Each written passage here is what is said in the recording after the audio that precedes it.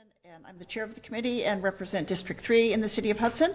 We have several of our committee members, our other alderpersons, and first of all, calling the roll, Mike Kennedy. Here. From District 4. Yes. And Sarah Brook. Here. From District 5 are present. And then also we have staff with us tonight. To my right is Mike Braz, who is the Director of Public Works and the Parks. And then we're going to soon have a presentation at the podium is our city engineer, Erin McPhee Anderson, and she will be giving us a report this evening. So first item of business is approval of the minutes from our last meeting in January. Any comments or suggestions?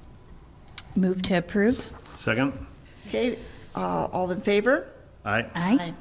The minutes have been accepted as written. Okay, we do have a comment period now for the public to come forward and make suggestions or comment on projects or things that do concern them or ideas they have that affect us in the city of Hudson, but no one is present tonight in our audience. So we'll move on to the next item under new business, which is item 5A, review preliminary design report for the 2027 Locust Street reconstruction project. And our city engineer, Erin McPhee Anderson, is going to go through that for us. All right. Just let me know. I don't know if it'll come up on your screens or, Let's see. Not yet. but I will just start talking about this issue. So mostly in 2025 and a little bit in 2026, we have been working on the downtown Locust Street project, so reconstructing from 1st to 3rd Street.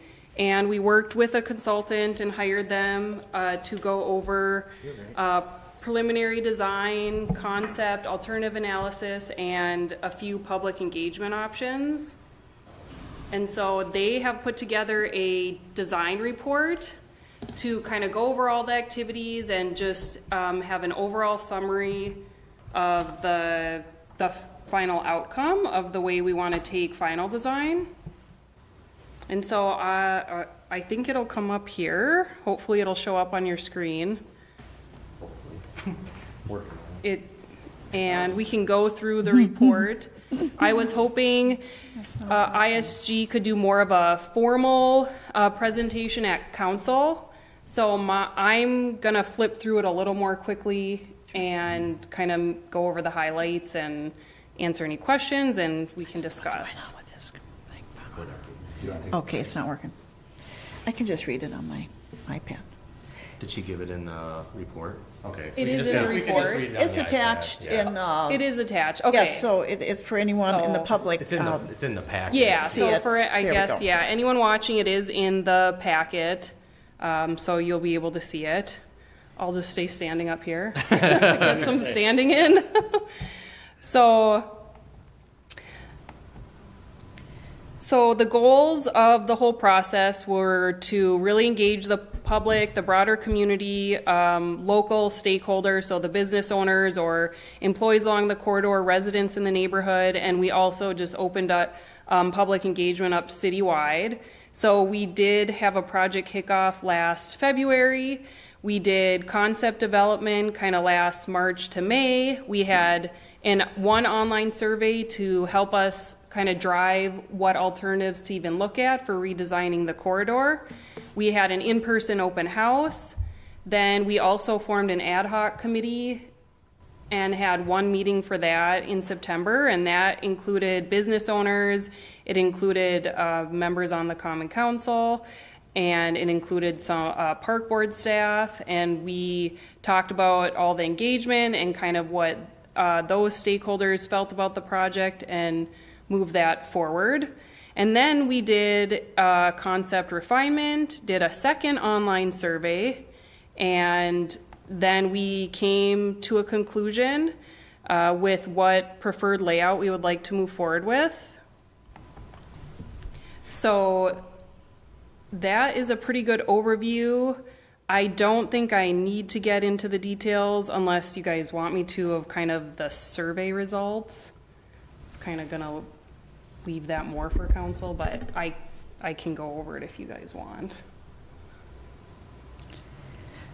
I have one quick question. Yeah. I think it's quick. I have one question. On page, I don't even know what page it is. on a 6, I guess it is, it has the different priorities in the little Yes. wagon wheels, we'll call them. Yes. Yeah. So pedestrian safety, landscaping elements. Was that, where did that come from? Was that just the focus group, or is that an overall? Oh, yeah. So that came from the first survey. First survey? Yes. Okay. So, yeah, let's just see. So I'll do an overview. The first survey, we did receive 110 responses, which Okay. was, I thought pretty good. Yeah. And so that's where any of the results pretty much that you see listed here are all from the online survey. The public open house, we didn't really do any additional surveys or anything. And, the public house did have about 5 people attend from the public. And so we didn't get a great turnout from the in-person open house, which was a little bit unfortunate, but I do feel like I'm glad we did the online surveys and got that engagement. And so, yeah, you can see from, so pedestrian safety was kind of the number 1, and vehicle parking was up there as a high priority. And let's see. Increased sidewalk width would be the next highest. Oh, yeah, I'm trying to look at some of the other ones. So in saying that, the recommendation for choice 2, which would be the one-way, Yep. kind of that choice and that choice alone satisfies all 3 of those. Whereas conversely, the two-way kind of takes these priorities and says, no, we're not going to go that. I mean, my point is that kind of steered. It wasn't just I like this better, I like this. Yep. The survey kind of leads us into that direction. Yes. Well, and I was going to ask you, Aaron, just to comment. I know we've discussed it as a group. There's been a number of meetings, ad hoc, et cetera. But could you explain that, again, for anyone that's listening to the meeting, what the traffic flow plan is with the one-way setup? Yeah, I'll kind of get to that at the end. We're not there yet. Okay, Yes, got okay, it. Thank sorry. you. No problem. I'm trying to go in order of the report, but yeah. So, yes, to lead us to some alternatives. So, like we said, pedestrian safety was number 1. And then, landscaping, increased sidewalk, vehicle parking were up there, and kind of lower was traffic flow, bike accommodations, kind of cafe seating. So after that, ISG did actually look at 3 different alternatives. So the first one was a 2-way that was very similar to existing conditions, just 2-way travel, same parking scenario. Would feel very much like it is today, really no opportunities for additional seating or landscaping or sidewalk space.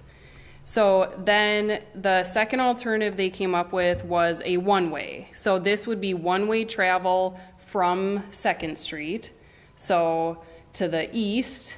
So basically just think of yourselves on 2nd Street, I can turn on to Locust. So I kind of call it like a diverging one-way, where it's not, which makes sense based on the safety aspect of it, and I think just access from our main highway. And so that was the second alternative.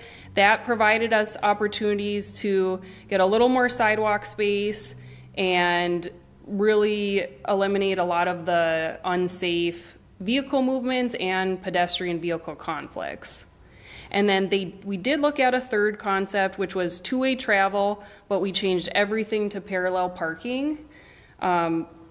Vehicle parking was a priority for the first survey, but it wasn't necessarily the number 1. So we did do one where you get a lot more pedestrian space, but you do decrease the number of parking stalls by having 2 sides of parallel versus 1 angled and 1 parallel, if that makes sense. So then we had the ad hoc committee meeting, and there was some good discussion there. Overall, the committee also voted for the one-way, concept 2, as the top contender. And we just eliminated concept 3 because it did decrease the number of parking stalls, and that's, very hot commodity in downtown. So we just felt like it wasn't worth continuing with that concept. So then we did a second survey, and the first survey was just very open. The second community survey, we wanted to actually show the specific concepts and actually almost get a voting of what people wanted to see. And we got 128 responses for the second survey. And the second survey results, most people were a Hudson resident, and 70% of the responses did vote for the one-way alternative. And we did ask a question. There was some discussion in the ad hoc committee about public art. And so we kind of threw in a question, are you interested in seeing public art? And I would say, yeah, it was almost a 50-50 between yes or no, don't have a preference. So we hadn't come up with a way specifically to engage an artist or anything like that, so that could still be an open discussion. So right now, not really sure where we're gonna land with that part of it. The report includes a lot of concept comments and from the surveys. Not really gonna go over those right now. Yeah, I think one of the overwhelming thoughts with the one-way is just to reduce that congestion that we see at the intersection of Second and Locust, either with people turning off or people trying to turn onto Second Street. It's at certain times of the day.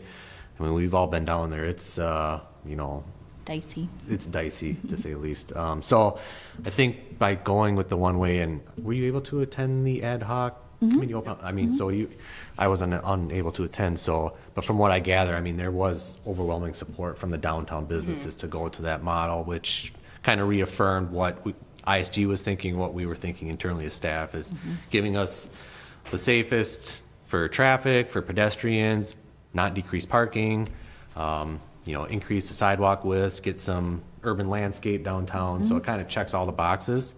So that's kind of, I think, not saying there's still time to change, but I think that's the one that would be leaning towards going with, just because there's a lot of support for it. Yep.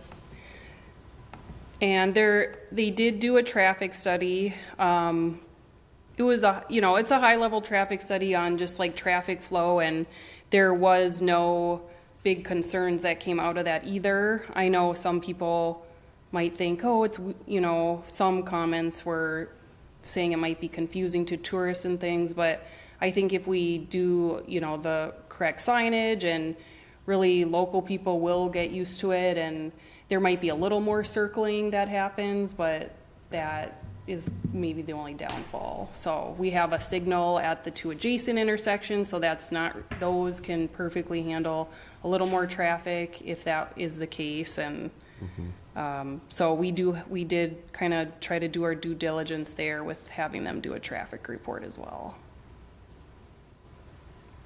Yeah, I think those were my two, not concerns, but questions. From the feedback, one was, there was a handful of people that said the one-way would maybe make it more difficult for the business owner to have access to the businesses there. But what I'm hearing, that might just be someone's opinion, but the true business owners were in favor of the one-ways. And then what you just mentioned, the idea of confusion from out-of-towners. If you've never been here, you kind of have to follow the rules. They could say left turn, no right turn. I think it's going to be us who've come down here, and maybe you go to a place that's on there and you're used to your habits. You're going to say, oh, I can't make that turn anymore. But as far as visitors, they're going to have to pay attention to what it is. It could be two-way on a Tuesday and one-way on a Wednesday, and they're going to have to follow our changes. So, well, I do think it does help keep people who don't know Hudson from getting to that stop sign, and they're trying to get to Lakefront Park, and how do I cross 2nd Street? Right. I mean, I never go to that stop sign if I can help it, Yep, unless I'm turning exactly. right. In fact, don't tell the police chief, but I have been known to do a U-turn on Locust fairly often when I'm down here, and a U-turn and park, like in front of Kanoki's or whatever. If I can, I somehow try to avoid that intersection because it is hard to get out. So I think in general, people will not be crossing Second Street. They'll have to choose a different intersection to go, which is stoplighted, Yes. which they're safer anyway and easier to go. So I do think people will soon, and like you said, Mike, people who are here for the first time, they're just following their nose and, trying to find a place to park and so on. And it does seem that the parking arrangements and accessibility to them is going to be enhanced. Yep. So I think that'll be good. Yeah. Plus the, like you said, the planters and the walkway will be nice. Yeah. That'll be attractive. Yeah. And the safety issue too, we had originally of the end of that street, rather than just cement barriers, we can do something a little bit more welcoming and decorative. Yes. And kind of redefining welcome to Lakefront Park. Sure. As a true entrance. The park board has had a discussion about that a little bit Yeah. as well, in Yeah. the planning. They're excited about that, so that's great. Yeah, so speaking of that, the Lakefront Park entry, we definitely, if you look at the concepts, you can see kind of an enhanced intersection and little plaza area, and that really came from safety concerns, and like you said, it can be a nice, gateway into the park, so. So one thing to point out for that intersection at First and Locust, we are looking at doing a raised intersection through that area. This will help with reducing traffic speeds, as well as kind of just defining that space walking into the park. So that should hopefully help with the pedestrian and vehicular safety at that intersection that we've experienced in the past. And we would do it in a way where it'd be, it's more of a plateau. You see a lot of these out west when I go out to Denver or, Boulder, that area. A lot of raised intersections where it's basically elevated a foot and a half, depends upon your grade. So it's kind of a big tabletop pyramid and come down. It's nothing super aggressive by any means. Something that we can maintain and still plow. Emergency vehicles can go over it with a breeze. They don't have to slow down to 2 miles an hour to go over it. So just one thing to point out that's different. Good point. Yeah, I think that's unique too, because probably for safety reasons, it's a good thing. A lot of times if you're traveling along First,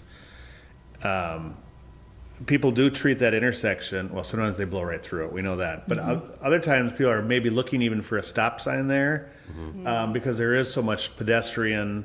I think we have the two things in the middle there that say pedestrian crossing. And I think that raised is a neat thing, is it's not a more plastic, more signs in the sky, etc. But it kind of gives that intersection back to the pedestrian as opposed to cars saying, "This is my road." So I think that's a neat device to be added down there to kind of slow it down a little bit. Yeah. Did you have more? I can, let's see. I mean, I know you said you wanted- I was kind of flipping through it. I know it's hard because you can't really see what I'm doing on my screen. Okay, I just wanted to know how much more you wanted, and if you would like us to vote. Yeah, I think, now we pretty much covered everything. And I guess a few things to note, with any of the options, we're going to look at more lighting. We did hear comments, even from the employees, that kind of just the low lighting levels were a concern. Even, especially down at First at the intersection. So just across the board, we are going to look at enhanced lighting. And really between the two concepts as well, cost-wise, there was an insignificant cost difference. So it's not like we're voting for one that's, twice as much as the other. So that's just a good thing to note as well. And yeah, I think that the preferred concept number 2, what I would be looking for, is for us to recommend moving forward, or you guys, and forwarding it to council. And what I'll plan to do at council is kind of another presentation, hopefully from ISG if they can make it. The spring break week may mess some things up with people's schedule, so I don't know if probably won't be our main contact that worked on it. And then almost kind of doing municipal consent on the concept as well at Common Council. So kind of voting for it officially there as well. Move to recommend moving forward with preferred concept 2 and bringing it forward to Common Council for approval. Second? Okay, thank you. Our motion is to move forward with this preferred concept 2 as it's been described and provided in the issue sheet for the one-way street arrangement, and move this forward to council for final approval. Any further discussion or comments? All those in favor? Aye. Aye. So, okay, thank you, same sign, and it is approved. Thank you. Thanks for all your work on that and interesting presentation. That's good to see that process moving forward. Okay, our next item under new business is a preliminary discussion of the 2028 to 2033 capital improvement plan infrastructure projects. Yeah, so this is mine as well. So right now we have a currently approved CIP to 2027. So we're kind of hitting the end of that and want to start looking at doing we're going to do 6 years because that really lines up with the 2-year bonding cycles. So a 6-year CIP, 3 different bonding cycles, and really just looking right now to start the conversation on what we've been looking at, and just get comments back, feedback, and then this can be kind of a collaborative session, if you will, and based on any comments, we can go back, make revisions, and then either come back here or go to council and get it approved.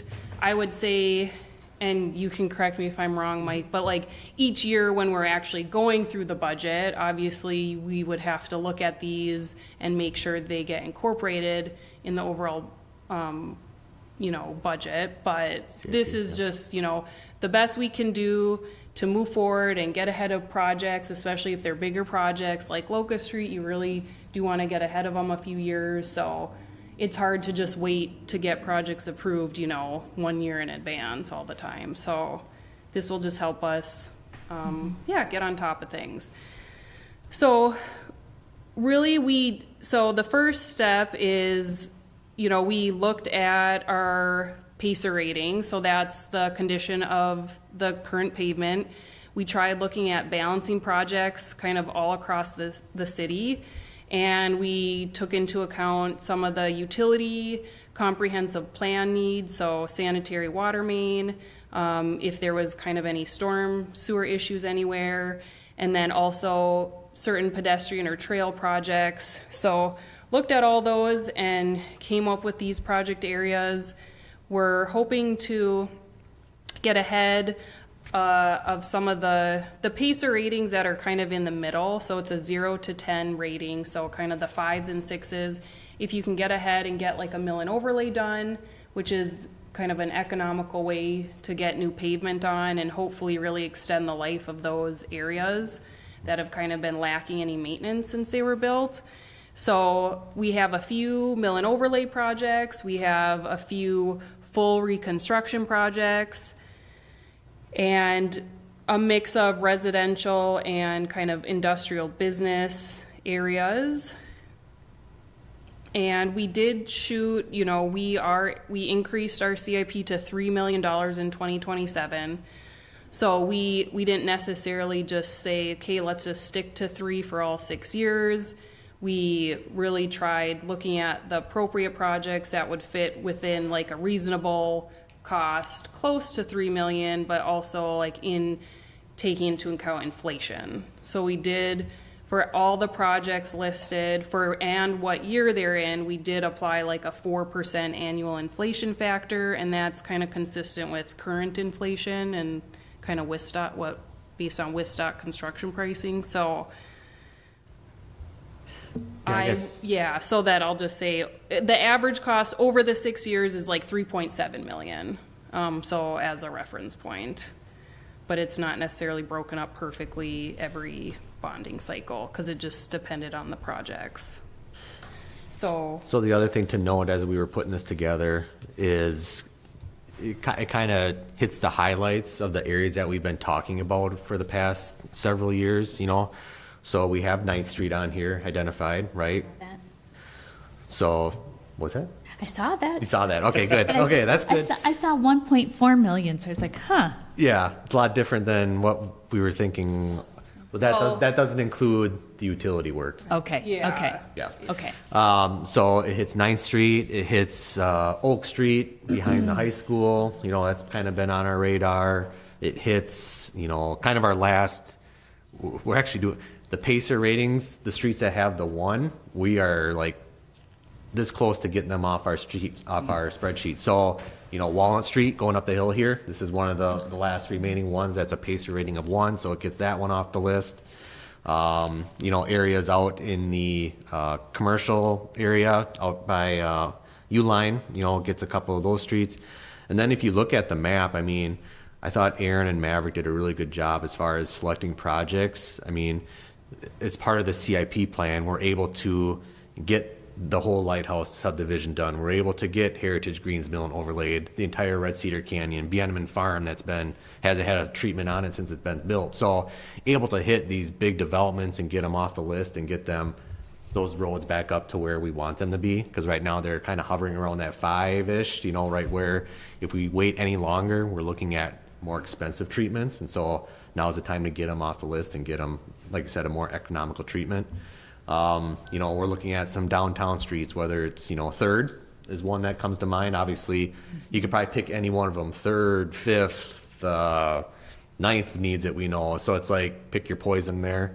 We chose 3rd just because of some of the drainage issues that occur there, just because of the overlay that's happened.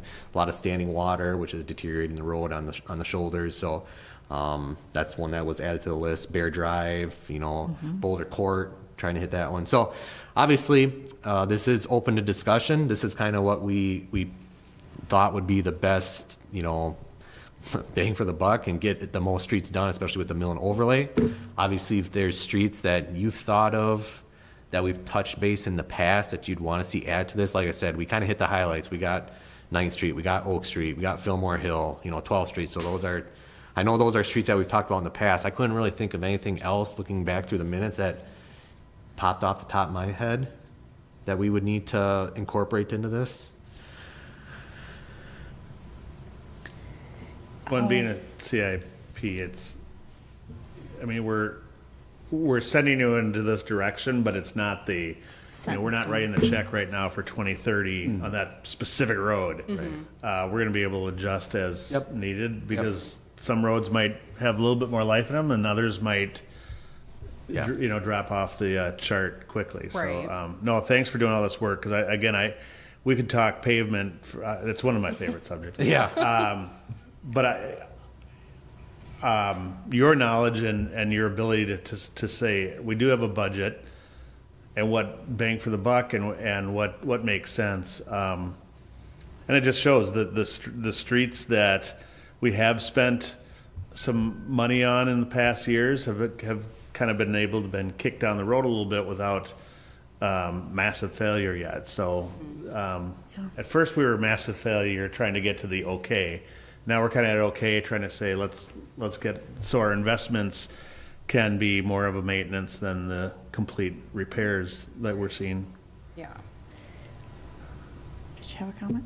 Well, I'd like to say that not only repairs, but I'm noticing several improvements, which I am grateful for, because they do involve a very large elementary school, which actually has the largest walking student population, which is EP Rock. Based on figures I got a year ago from the school district, that a higher percentage of students actually walk there, and there's very few sidewalks at EP Rock, and I see we are actually adding some sidewalks in, you know, so that's great. Along Summer Street and 13th Street, so many students do walk there, and so I appreciate seeing that on the agenda a few years down the road, but that's important. Public safety, not just convenience and good quality roads, but we want to be thinking about that, and I know that's been a consideration with the multimodal trails planning as well.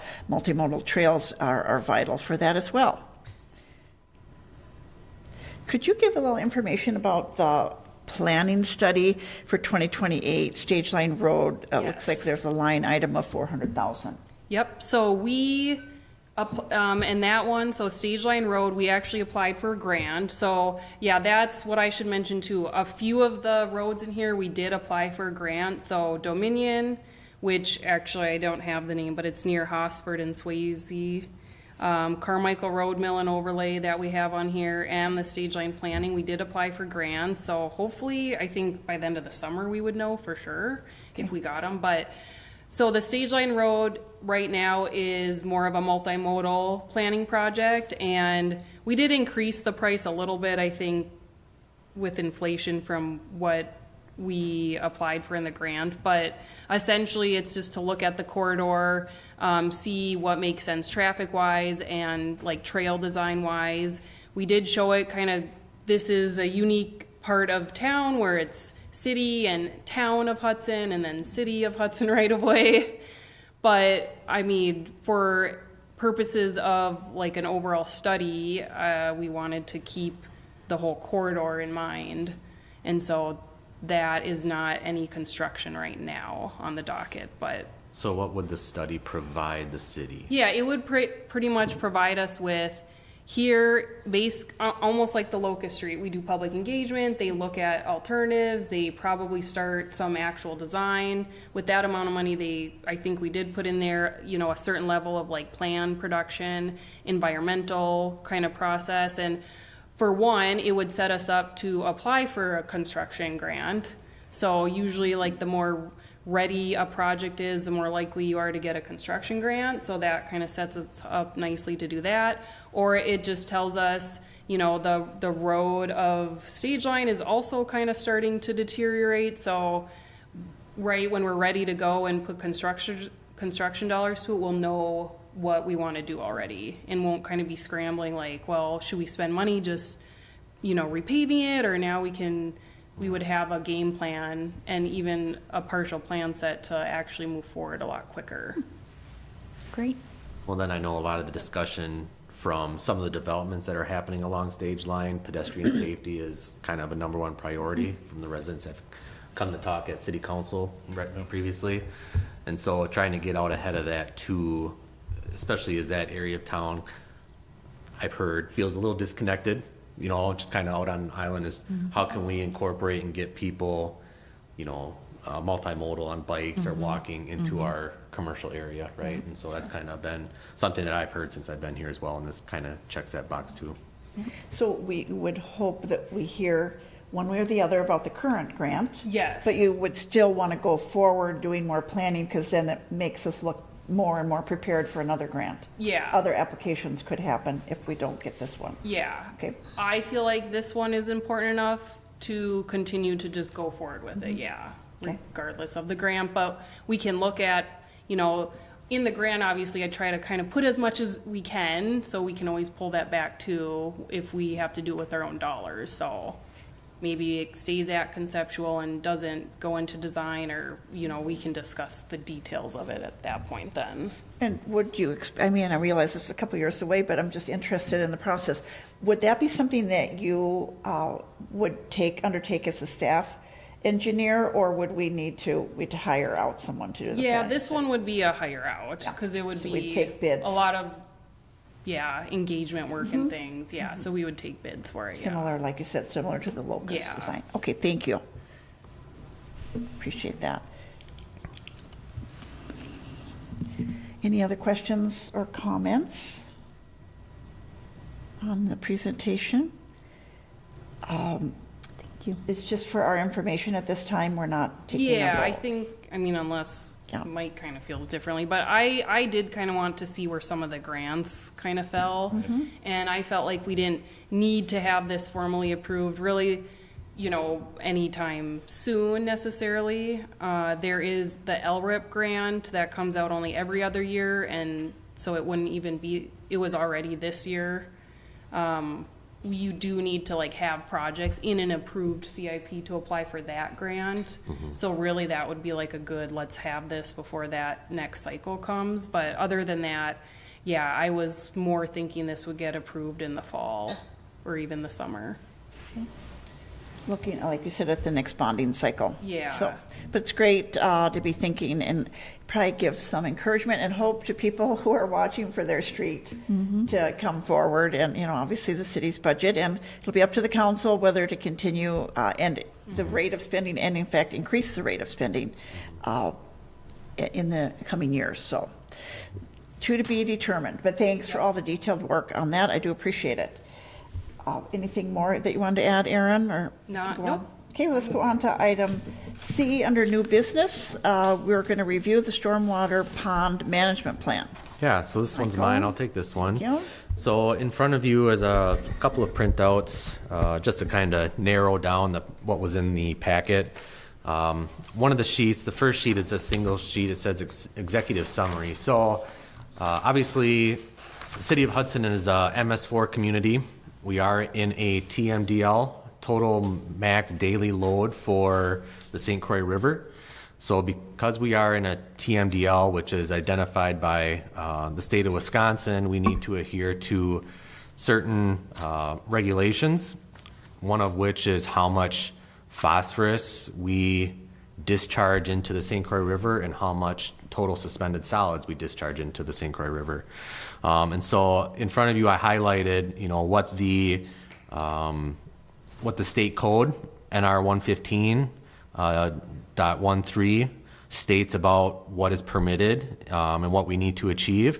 So currently, we're permitted to achieve 20% total suspended solid reduction, and then we are also required to achieve, for total phosphorus discharge, 54.01% reduction in our total phosphorus. So when we first became a MS4 community, we did some pollutant modeling.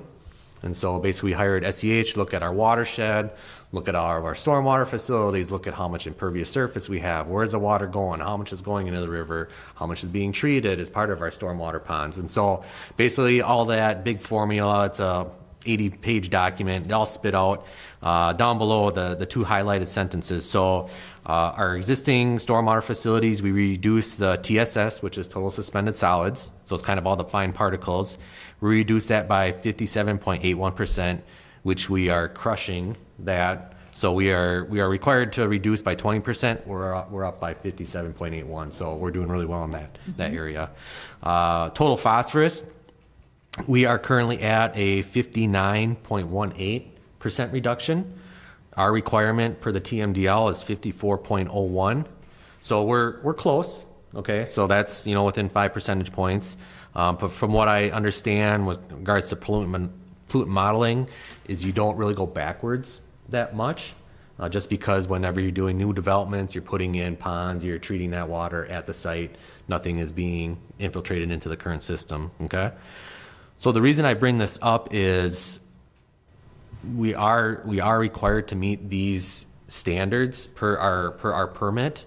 And one of the way that we can stay on top of meeting these, percentages is stormwater maintenance, right? And so that's our ponds. That's how many times we sweep the streets. That's how many times we vac out all of our catch basin sumps, okay? And so ponds, obviously you're all aware of the maintenance requirements of those. And so we hired WSB, which is a consulting firm, to basically put a score similar to how we rate streets. They put a score together for our ponds, right? And basically they look at, pond A takes this much water, it's this much sediment, it spits out a score in a scale of 0 to 100. 0 being very, very bad, this pond is basically doing nothing. 100 is, this pond is immaculate, is brand new, it is doing what it is supposed to do. So as part of this stormwater pond management plan, we hired them to come in here and survey 9 of our high priority ponds. And then based on that, they spit out some calculations and put together a map for us. So on the other handout, there's a map of the ponds that they have identified as maintenance priorities. So this kind of aligns to what, staff had already kind of knew, but it just kind of puts the data behind it. So it identifies the pond behind or near the post office, pond 141, which is a very large pond that we're working on. Pond 153, which is just south of St. Pat's Church, right? It identifies the pond next to, let's see, 140. So that one is next to, in between Home Depot and Walmart, the pond that's sandwiched in there. Pond 148 is behind Goodwill. So it just kind of gives staff kind of a overview of the ponds that are in need of maintenance, kind of puts it on the top of the priority list. Other ones that are identified in here are gold, and those are, they have identified as a survey priority, so those haven't had the in-depth survey. We don't have any data on those, and so they're saying you should probably budget to get these surveyed, okay, which we can do in the future. And then basically what they did then is they put together a table of, you know, the ones that were red. They put together a chart of how much it's going to cost to get those back into compliance. So that's on the third page. So for example, pond 141 south, that's near the post office across the street. So the current swamp score is a 7. So that is very, very poor. The reason it's poor is because there is sediment that has built up over the years, and basically all the capacity has been removed of containing that water. So as you can imagine, all those particulates that are coming off the streets, they're basically not having a chance to settle. They're just skimming over the top of the pond, skimming through to the south until it empties in the overflow next to I-94, and then that goes down towards the river. So what we're looking at doing and what we're proposing to doing this summer, as I previously proposed, is city staff is going to utilize our equipment to go in there and dig out that material and basically create the pond all over again and start from square one, which would increase that swamp score, retain the water, give a chance for the particulates to settle out, capture that phosphorus before it enters into, you know, further down the chain. So it just kind of gives you an overview of, you know, the ponds that are high priority, how much it's going to cost to excavate. Now, having said that, don't freak out over those numbers, because those would be the costs if we were to contract that out.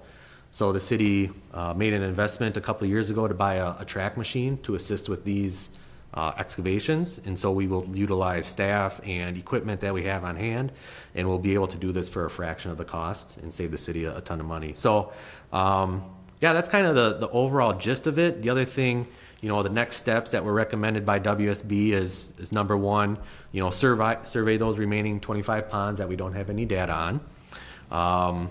You know, determine a maintenance schedule over the 6 ponds identified in this report, which we kind of have already done. So obviously we're tackling pond 141 near the post office this summer. We're also started the vegetation removal of the pond just south of St. Pat's Church. And we will be in there doing sediment removal as that one as well. So let's see, what is the swamp score on that one? On 153, swamp score 14. So obviously very, very poor as well. So like I said, this is just, it's a visual. And this is what's great about this program, the swamp program, is I have this all in digital GIS form, so I can go in and basically update numbers. I can put notes down when we maintained it. We can put the developer's agreement on each pond so we know if it's private, public. So it's a great program.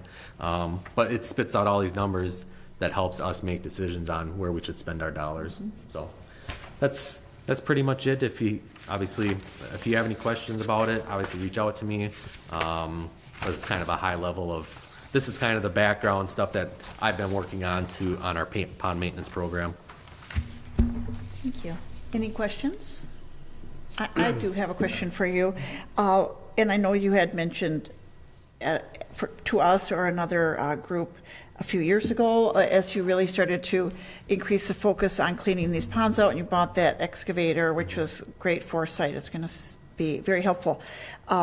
Talked about the private ponds. Yeah. And at the time you said, well, the city has a lot of work to do before we throw stones at a privately owned pond. Yeah. But is there going to come a point, when do you see that, where we would ask them, privately owned ponds in a development or HOA, to take care of theirs or require that? What are the steps that would be taken to even do that? Yeah, that's a great question. So obviously, we have the authority through our permit to basically inspect private facilities and determine what needs to happen to those facilities in order for them to be into compliance.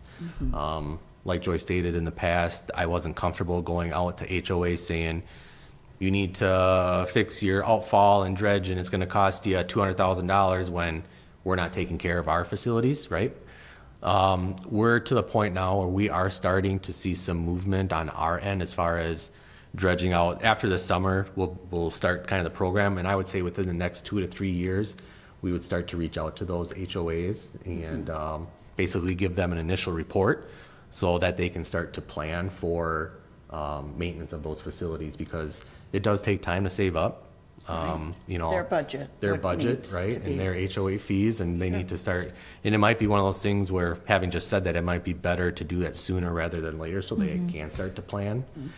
I A would heads up, maybe. yeah, and I would suspect a lot of them might want to turn their facilities over to the city at that time, but yeah. Are we going to do that? No. I mean, that's a It's, decision. well, the one thing, that is a decision that we'll have to have in the future.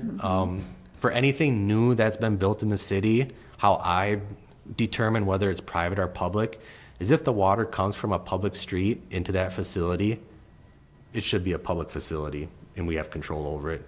If it's a pond where it's like a parking lot, let's just say, for example, Quick Trip, right?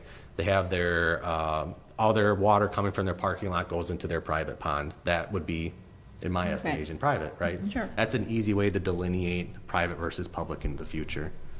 And I know that you applied that very fair standard to a pond that's near St. Pat's, but actually was part of the Summer Summer Pines, Pines, is that the yep, name of it? yep. To say, well, this is collecting from the street, therefore the city should take care of it. Yep, yep. So that's fair. And I do wonder, would you think that we need to hire this firm to evaluate the ponds to say to that HOA, did you know that your pond is not working at all? I mean, do you think Yeah. that's going to be important to We- have data Yeah, behind it? yeah, we can. I mean, it costs more money. It to does do cost more that, money I on know. our end. Yeah. So depending upon the size of the pond, you know, obviously it can range anywhere from a couple thousand for a full inspection, bathymetric survey, Sure. where they come out and they shoot points to see how much sediment material is throughout the pond. You know, larger ponds, it can, like the pond 141, I believe that was around 8,000 for them to do that, but that's a 5-acre pond. I mean, Sure. that's our biggest pond, one of our bigger ponds. So, but yeah, having numbers and data to support it is definitely going to be Sure. helpful in having those discussions. Yeah.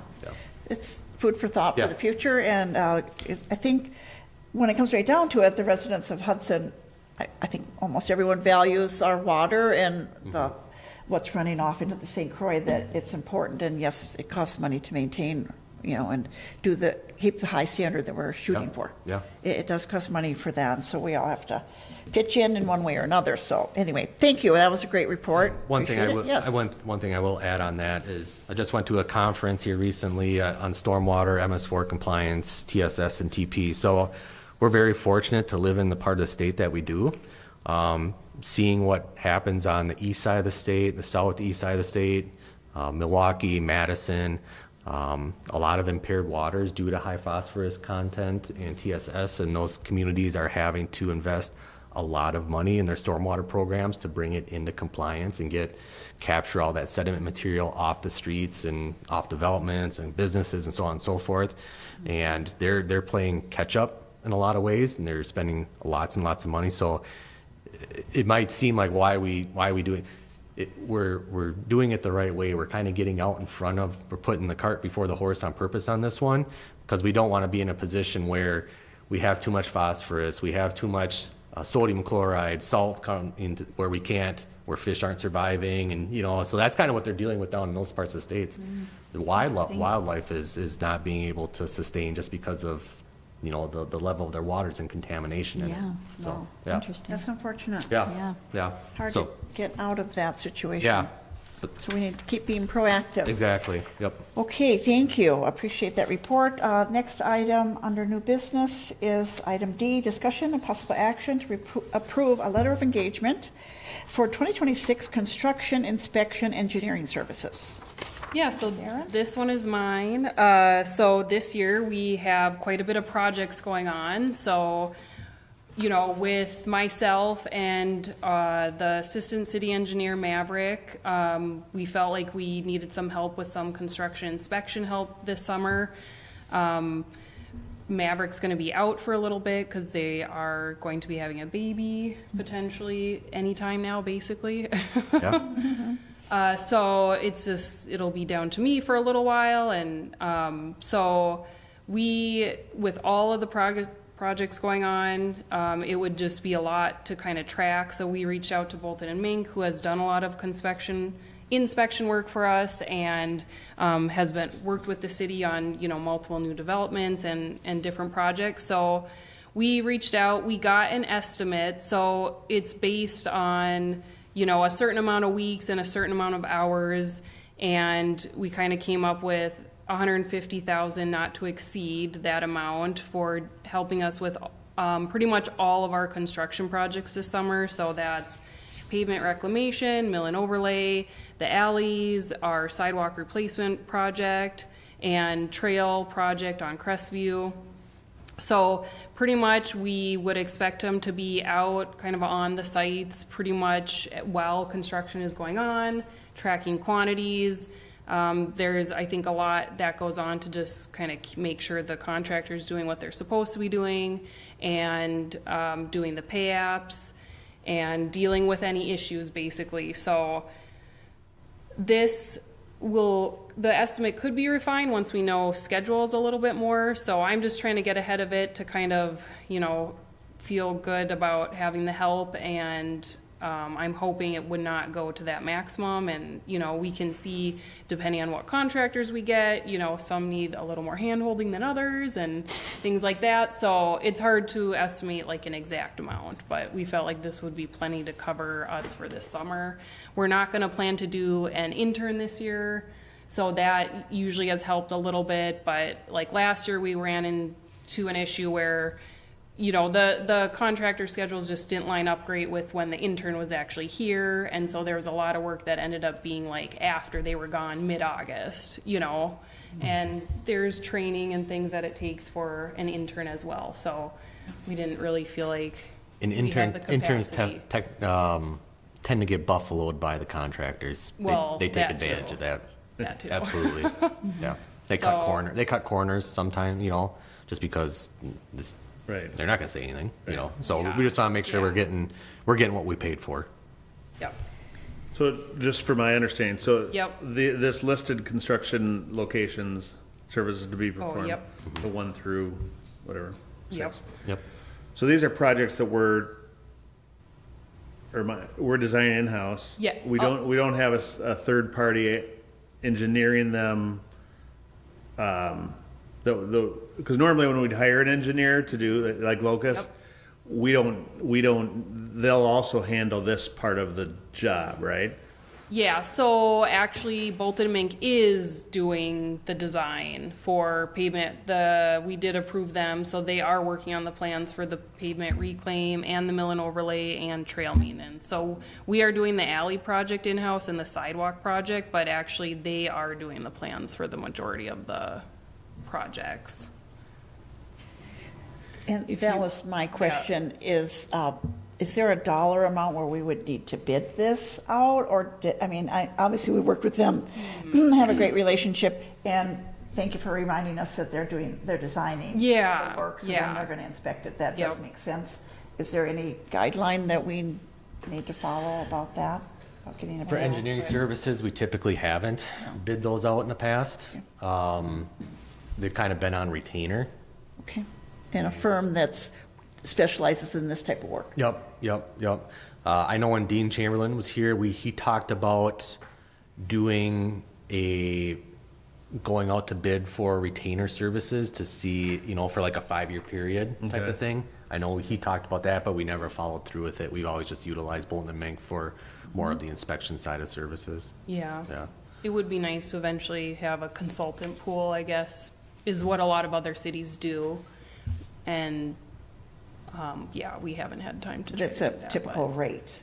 Yeah, the rate it's kind that of like we're an paying approved and the rate, hours, yeah. yeah. So honestly reaching out to another firm and being like, here's the exact hours and like the exact time, like I don't see a huge variation actually like in the price either. And since it was the design work was Yeah, done, that so makes sense. they So I will just be- Yeah, wanted, good just question. formality, just a Yeah. question. Thank you. There's no overlap on the two services they're No, providing nope, us? it's complete two separate. Okay, Yeah, so the design is like was a separate LOE up to a certain amount. None of it would like roll over into this, so. Okay. If they're under on that, we just wouldn't pay them as much as we approved, and like same with this, yeah. okay.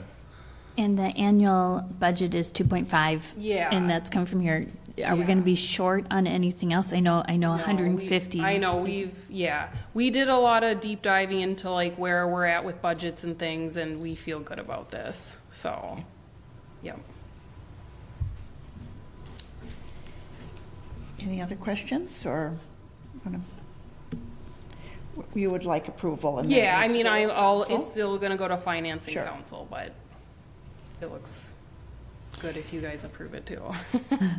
Move to approve the Bolton and Mink letter of engagement for the 2026 construction inspection services. I'll second. Okay, there's been a motion and a second to approve the LOE that's been presented for 2026 inspection. Any other comments? Anyone else have something further? Okay, all in favor? Aye. Aye. Opposed? Okay, thank you. That is approved, and like I said, it'll go to a finance or council from here. Okay, the next item under new business is item E, review bids for the 2026 alley improvement project. All right, so this one, we had our 2026 alley projects designed in-house, and we were trying to get these kind of done before Maverick was gone, and we did have the plans were technically approved at the February 2nd council meeting. And so I just thought I would bring, before just bringing the bid award to council, just would bring it back to Public Works just to kind of show the bids that we got. And we had 6 bids, which was great. I'm pretty sure the 2024 alley project had we got like 1 or 2 bids. So we got a nice amount of bids. Benson Excavating, which would be a new company that we'd be working with, but they're a local company and they got the low bid number, so we would look to award it to them for just under $100,000 at the next council meeting. And so let's see. So we're going to be doing a few alleys between Orange and Elm, and we essentially chose those alleys. We kind of have an internal PACER ratings for all the alleys, so we really just are trying to pick the worst of the worst and trying to lump alleys kind of within proximity. So that is essentially our process for choosing the alleys.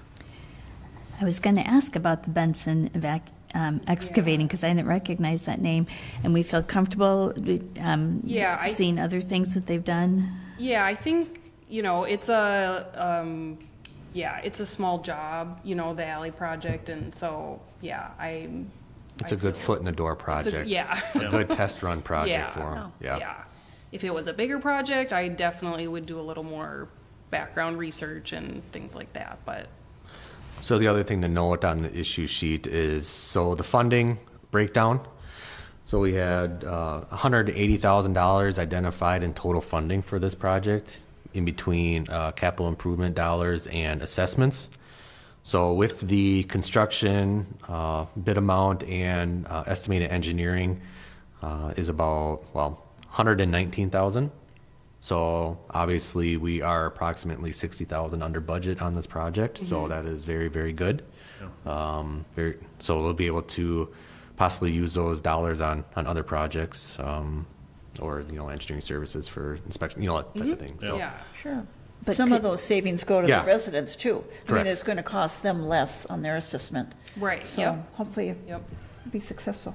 Since that money has kind of been earmarked for alleys and sidewalks, though, would it stay in that alleys and sidewalks? I guess that's up to Yeah. to council or Public Works Committee. Yeah, I think Sam has talked to me, the finance director, about if we've identified budgets for specific things. If there is overrun, we are going to bring it to finance. So Okay. Savings. if there's savings, Yeah, if they want it- I don't know how I said that. Yeah, Must have- the city administrator and finance director want to get away from assuming that those CIP dollars roll over into future street projects. So they want to have a discussion on if there are any savings from dollars in the CIP at the finance and council level. Do we want to see those dollars continue to be in fund those projects, or are there other projects that are on the docket that need assistance? And I think one of the things that were coming up was like the radios for the fire department. Apparently there's a big switch at the county level, and we're trying to scratch. So they want to go towards having those discussions at finance and council, where those savings dollars actually go, instead of just assuming that they're just going to continue to roll over into future infrastructure projects. Does that make sense? Okay. Yeah, thank you. Not the answer we wanted, but Yeah. Right, yeah. Because I always operate under the assumption, like, we saved $50,000 this year, let's just roll that over to next year's project for more trails, that type Yeah, of thing. sure. And they want to have those discussions out in the open, which is fine. Yeah, as long as it's consistent, that's what. Could I ask a question about what's labeled as alley number 2, which is between 4th and 5th Street? Yep. Of course, bounded by Orange and Elm. Why is only part of the alley need replacing? The rest of it is in good shape, or? Yeah, so I'm this reading one, that and I wasn't here, it seemed like the other half of the alley got redone semi-recently because there was a storm sewer. I think they added storm sewer. Yeah. And they only redid it up to basically the catch basin, so we're gonna do the other half. Okay, Yep. great. So it's in good shape there. That's- I yeah. assume there was some explanation. Yes. Thank you. And notices will go out to the residents? Yes. Okay. Yep. Yeah. Once they will get notices about the special assessments. And so I'll be looking to do the preliminary resolutions and things at the next council meeting. But yeah, we'll also, once we get the schedule from the contractor, we'll also go out with, just construction notices as well. Okay. In time, and maybe you said it and I just did you say what time of summer you're thinking? This one, and I did just have a quick conversation with Bent, the owner of the contracting firm. We are not exactly sure. Okay. officially we're not sure. Yeah, that's the official answer. Before We gave snow. them flexibility with the alleys, and, because it could be a fit-in project with other projects they have, and Do you have a drop dead deadline in their contract? yeah, I mean, we always, for this, not always, but yeah, we did just put kind of the end of the season. Okay. I would have to look at, we probably did an end of October Okay. for being final, complete. Okay. So they were gonna kind of see what other kind of stuff that they had come up. And that does help with some of these smaller projects if you give the contractor Yeah. flexibility to kind of squeeze it in, so to speak. You're able to get some better pricing just because you aren't so stringent on, you have to be here by X day and get it done, where Yeah. then they're working around your schedule versus vice versa. Yeah. So you see better numbers that way. Yeah. Interesting in how varied these different bids are, but if you look at the line item 8 for the actual pavement, which is kind of what we see, Yep. boy, they're all very close, which I think is a good sign because it is a commodity that they're all buying. Now, how Yeah, they're gonna yes. how they're gonna do the ripping up and the replacement, they've all got their different costs associated, but interesting that the Yeah. asphalt is all very close in price. Yes. Yep. Because it's pretty much one paving company. Yeah. So. So engineers get really excited about reviewing the itemized bids because obviously they do a lot of estimating work on the front end to determine how much these projects are gonna run. Yeah. Right. And then when they actually get the numbers, they're comparing them and they're like, oh, it's, we were right on this Yeah. one and on. So it's fun to Yeah. see them talk about it. As long as the overall is under. That's Yeah, the main that's the point. goal, Yeah, yeah. there you go. Well, and it is nice, like you said, we got a number of bids, and the pricing is certainly more reasonable than it was a few years ago. Yeah. So that is encouraging, so we can keep on our goal of replacing or improving those alleys little by little, a few at a time. Are you looking for a motion on that or is this more information? It at was this just point? more information, yeah. And it'll be at council. Yeah. Okay, thank you. Excuse me, the next item then is discussion and possible action on adding a no parking signs on Burl Oak Curve. So this came out of the March 5th Public Safety Committee meeting. There are some concerned residents up in that neighborhood and doing pickup and drop, well, technically pickup of students. after school at the middle school. It's very congested on Burlow Curve. And so it was discussed at public safety to add no parking signs. There is a map in your packet. So the red areas is where we would place the no parking signs. They forwarded it to us is because they voted to approve installing the signs on the condition that it's approved by this committee as well. The reason being is because obviously the sign comes out of our budget. It was discussed to do a pilot program to get some feedback from the residents instead of just going full bore right from the get-go and get a bunch of kickback and flack and why are you doing this and this doesn't work. And then we're up there taking out signs that we just put in, so on and so forth. Maybe we do some temporary signs. I know we have the yellow signs that say no parking, put them on cone and lath and kind of, at least for the last couple of months of school, just kind of get some initial feedback. If everyone's like, if we don't hear much from the residents, then I think it's a go. Then we would look to do more permanent installation in the fall before school starts. So with that being said, obviously just looking for approval from this committee to move forward with a temporary signing for the remainder of the school year and reassess in the summer. Yeah, I'll move to approve the adding the no parking as a temporary project. Second? Okay, thank you. We have a motion and a second to put up no parking signs at Burl Oak Curve as designated by the diagram. Any further discussion or comments from anyone? I do want to say I appreciate reading the emails from the people who have witnessed what's going on there, and that traffic surrounding school dismissal and so on can be kind of intense. And I would think the residents would be happy to have a little less congestion there in parking. It may not make things as easy for the parents who are picking up students, but hopefully they can navigate that, and safety is our primary concern. Is that? Do you have a comment? Yeah, not to stretch out too much, but so that's currently you can park there, okay, if you're a resident or On not. both sides. And I don't know if that's a resident. I haven't had kids through the middle school for a while, Yeah. but I do know that. I don't know if it's sports or others. I mean, temporary is fine, and then in fact I'm the one that made the motion, so of course it's fine.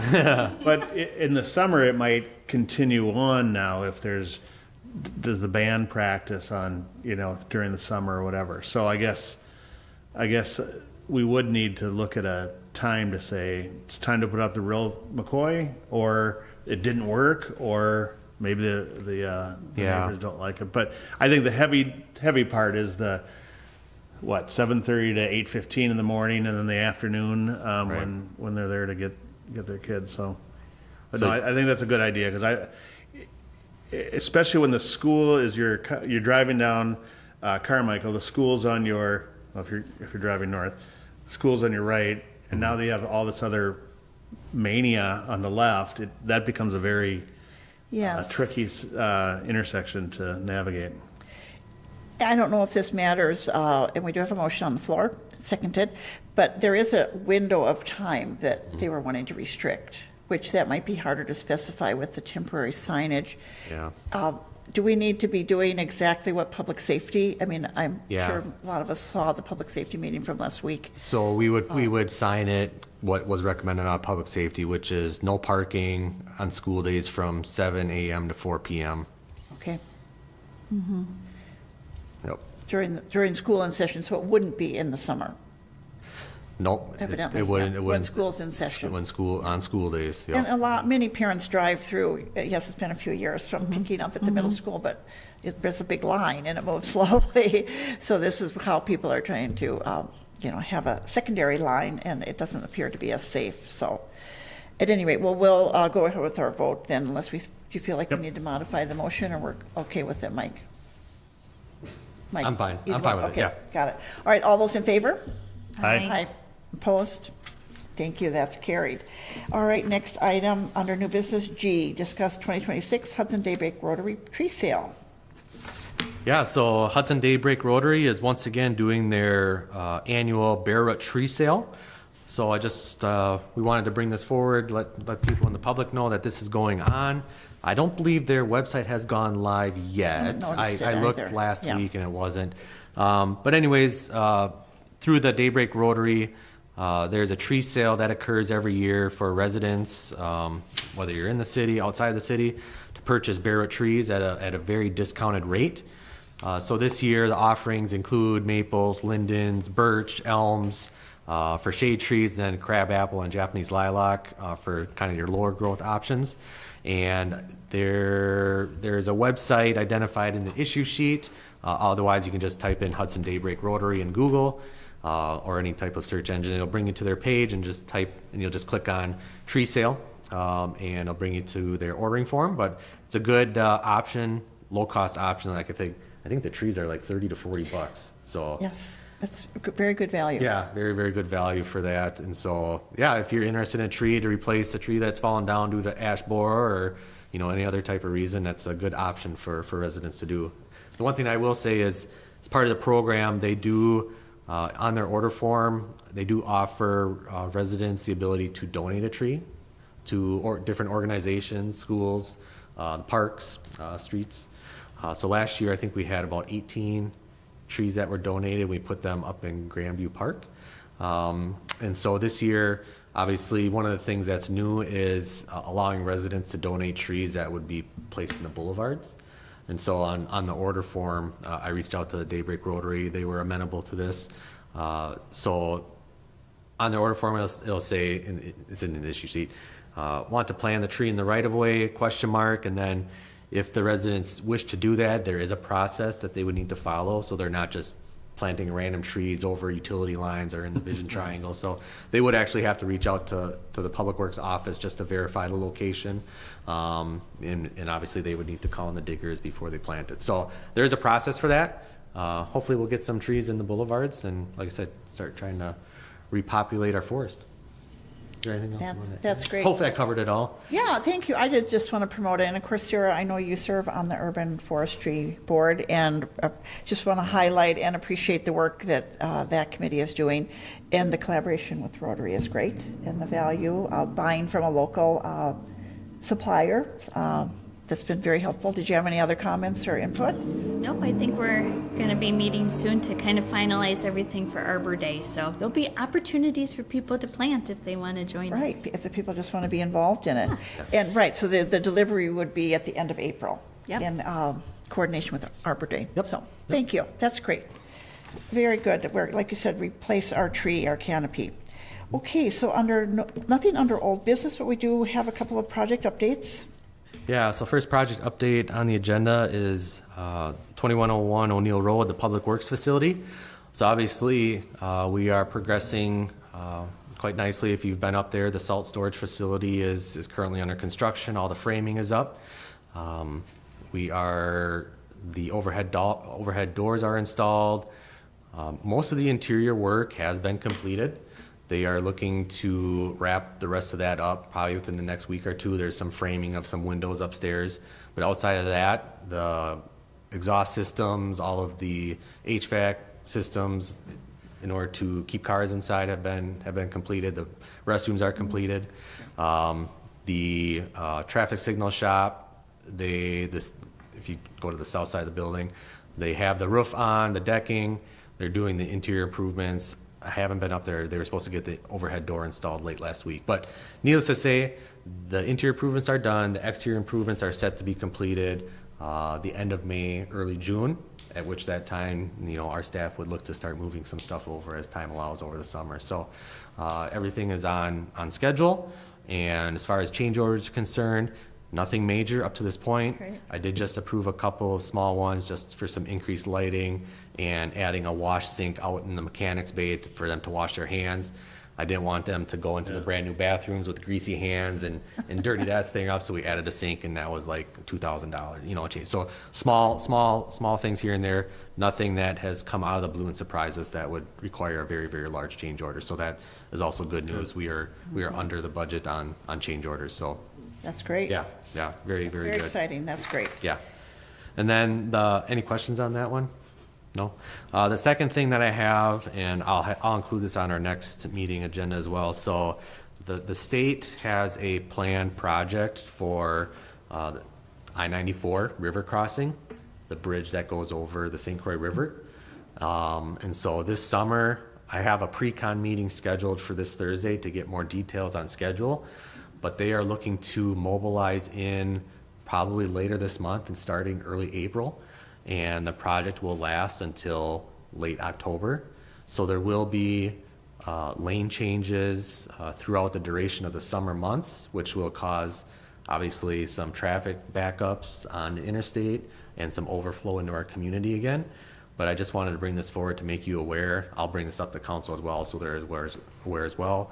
We will need to make some adjustments to some of our traffic flows, because the last time this happened, we had some knockdowns that occurred regularly, specifically at 2nd and Vine Street, and try to put out signage outside of town to not have heavy trucks coming down St. Croix Street to the St. Croix 2nd Street intersection, taking out, our RFBs. So we will need to do some legwork on our end in preparation of this event. But like I said, I'll know more after the Thursday pre-con what the exact timelines are and schedules and what we need to do on our end. So just want to make you aware of that.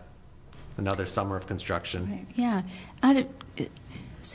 I'm totally in favor of safe bridges, so I don't want that to get the message out there that I don't want the bridges safe. But, so this is the third summer in a row with things on the bridge. What's left to be done on it? So pedestrian railing, there is, I believe they're redecking some sections. You know how you're coming east on 94 and you come off the bridge and there's that whoop, that big old, correcting those issues, some of the joint cracking. Yeah, so it's another step in the process. Yeah. Okay. But like I said, I'll have more details after Thursday. I'll know exactly what they're looking to do. Would you also, and maybe this is already on your list of things to ask them. Yeah. At this point then, once they get this accomplished, are they feeling like they'll be back again next summer? Kind of what? Yeah. And I understand our weather probably changes things, and they can only, but whatever their best guess is. It's my understanding that they're just moving further up the line. Okay. So then, I don't know exactly where the project limit. Yeah, there isn't. Yeah, you're saying yes, there's another project. Yeah. Further to the east. So I don't know where the project limit is on this one. I don't know if it's at the exit. Okay. Here, do you know? Well, I thought they were doing something between the river and exit 4. Okay. But. So needless to say, there will be another project the following. Yep. And will that include removing and replacing the 11th Street Bridge? Right. Yes or no? Just ask them that. No. I'll ask them. Just find out. Nice try. We're a little paint at it this fall, so yeah, exactly. I love optimism. Yeah. That's great. But so what I'll do is, obviously after this Thursday, I'll have a bunch more information. At our next council meeting, I might just throw something on as a project update, just so council's aware and the public's aware of this coming. Yep, it's coming. Thank you. All right. Are there any communications or items for future agenda? Either one of you? Well, I do want to just say that this is my last meeting on the Public Works Committee, and I have very much enjoyed working with our small group and getting lots of projects moving forward in the city. We've had good discussions. I've sure learned a lot about Pazer ratings and you name it. So anyway, I appreciate working together with this group, and it's been a pleasure to be on the committee and to chair it. So thank you. Thank you. Yeah, thank you for your service. Absolutely, absolutely. My pleasure. Take a motion for adjournment. Move to adjourn. Second. Okay, all in favor? Aye. Aye, and I'm going to use the hammer tonight. There we go. Adjourn. Yeah. It's official now. The gavel.